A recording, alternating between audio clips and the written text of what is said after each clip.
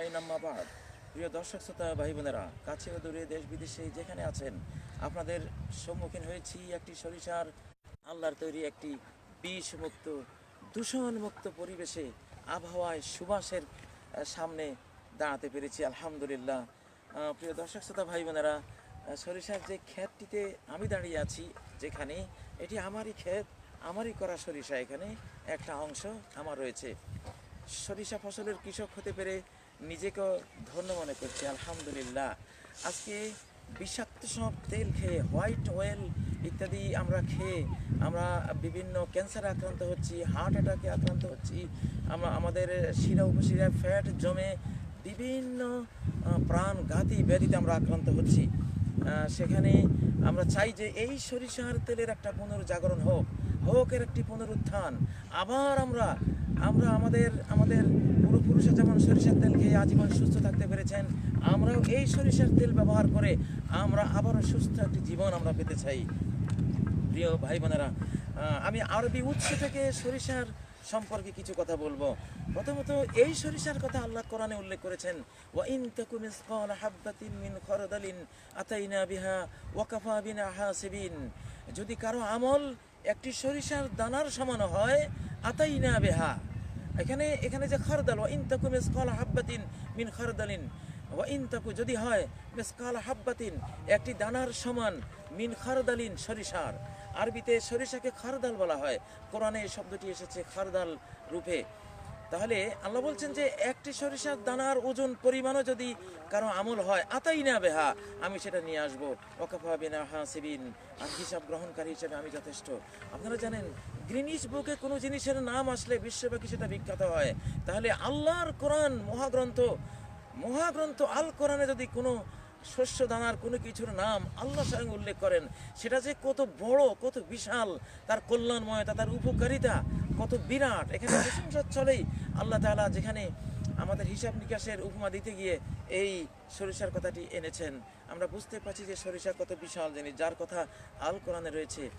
এই সরিষার কথা হাদিসে রয়েছে, মিসকালা হাববাতিন মিন খারদালিন মিন ঈমান, যার হৃদয়ে এক সরিষার দানা পরিমাণ ঈমান কিয়ামতের ময়দানে পাওয়া যাবে, তাকে জাহান্নাম থেকে মুক্তি দিয়ে দেওয়া হবে। তাহলে সরিষার কথা আমরা কোরআনে পেয়েছি, আমরা হাদিসেও পেয়েছি।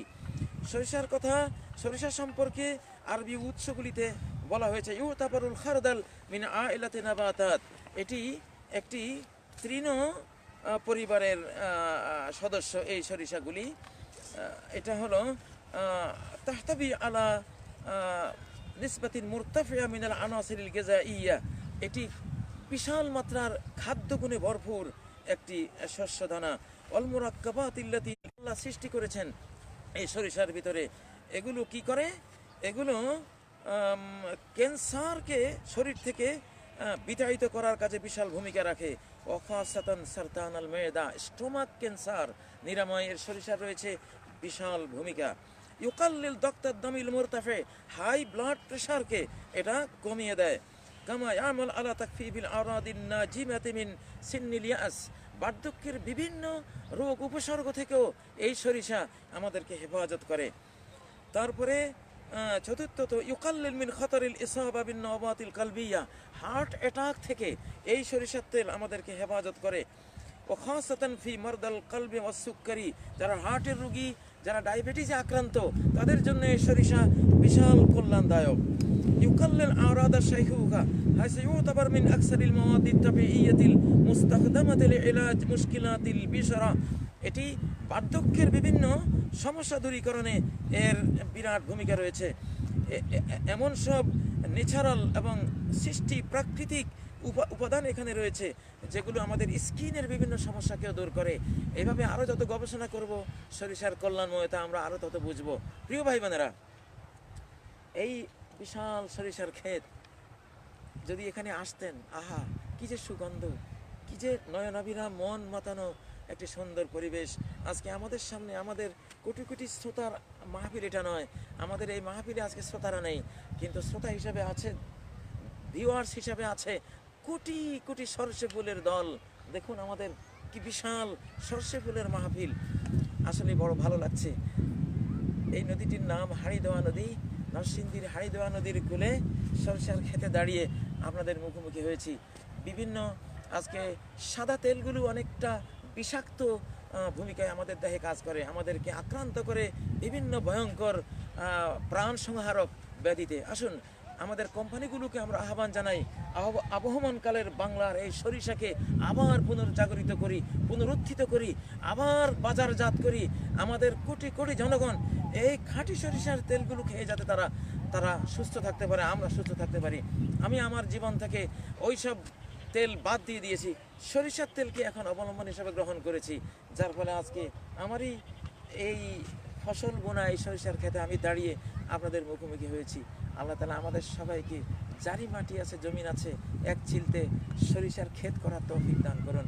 বিশ্ব প্রকৃতিকে সুস্থ করার, সাবলীল করার, দূষণমুক্ত করার কাজে একটুখানি ভূমিকা রাখার তৌফিক দান করুন।